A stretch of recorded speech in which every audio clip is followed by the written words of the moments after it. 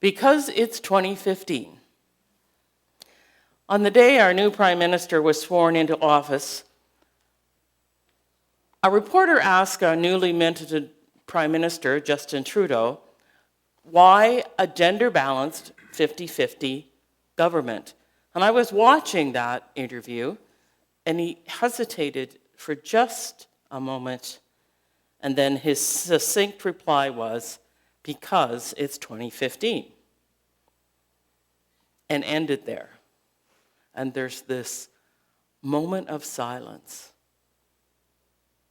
and then a cheer goes up from his cabinet, especially the women in the cabinet. It made international news.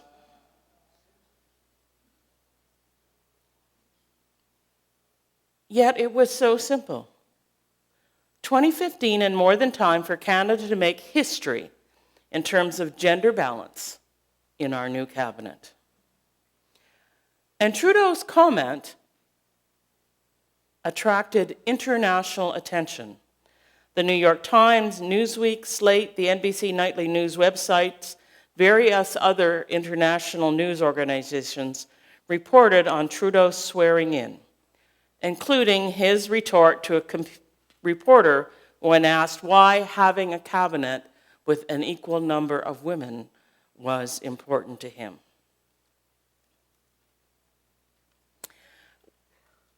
Well, it's not unlike the point that the author of Luke is trying to make in telling the stories of the birth of John the Baptist and Jesus. An angel came to Mary, and in her full understanding of what was happening, she sang to the Lord the Magnificat. When she went to visit her cousin Elizabeth, who was carrying a cousin to Jesus, John the Baptist, the baby leapt in Elizabeth's womb with joy, she says. They already recognized each other, although babes in wombs. And this morning we heard the words of Zechariah when his mouth was opened after the baby was born, who would become John the Baptist. Words of praise and understanding that this child would have some importance.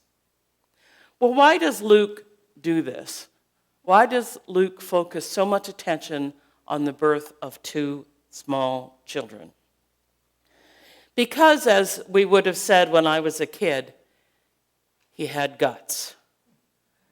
He makes bold, that is to say, these events that may seem small and insignificant, as you can imagine, but notes that they deserve to be placed alongside world-shaking people and events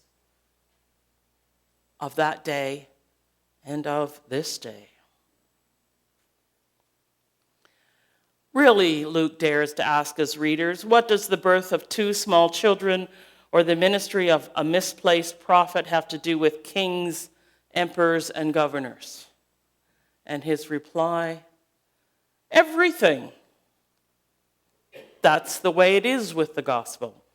It seems so small, it's easy to miss. More than that, though, God's mercy comes disguised in human weakness. Two vulnerable children who will grow up to change the world, an instrument of Roman torture, turned into the means by which God reconciles the world unto God's own self.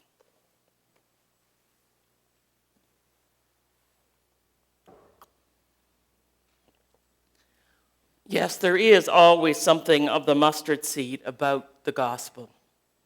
It creeps in unawares, small and insignificant, until it grows and spreads, infesting whole fields and inviting all kinds of creatures to take refuge in its branches. So Luke begins his story by making the outrageous claim that God is at work in the small and the weak. babies and barren women and unwed teenage mothers and wild-eyed prophets and itinerant preachers and executed criminals.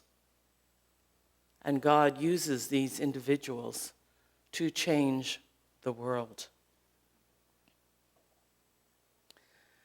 But to be quite honest, God's not done yet. God continues to work through unlikely characters today. Unpopular teens and out-of-work adults, corporate executives and stay-at-home parents, underpaid secretaries and night shift workers, police officers and volunteers, even burned-out preachers, and even little children, to announce the news that God loves us. It's a promise, as I said, that is easy to miss. But when we hear it, and even more when we see it taking place in our own lives, it changes us along with the world.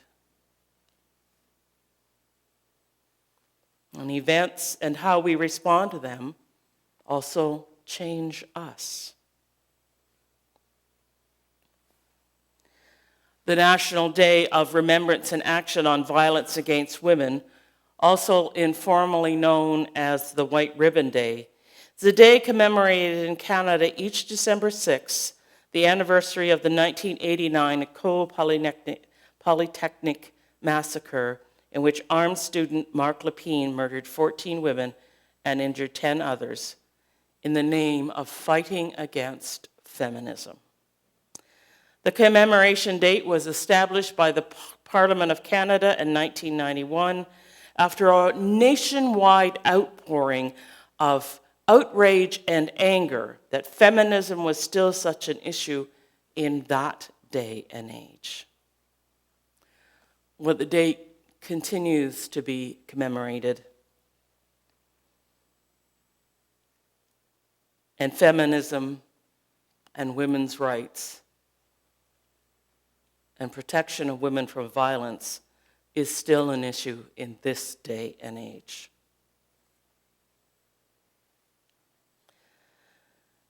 This Advent, we are participants in God's landscaping project. Our work is removing the obstacles of hardened hearts and silence about the violence in our world, and especially today on December 6th. Candles flicker in this service and throughout the Advent season. Each week, our story tells us of God drawing closer to us in light. Violence lives in the shadows. Apart from the light, it festers and gains strength.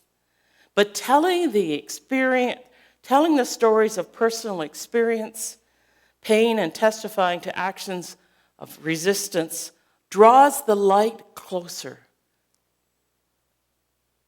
makes the light shine brighter when we each tell our stories in faith.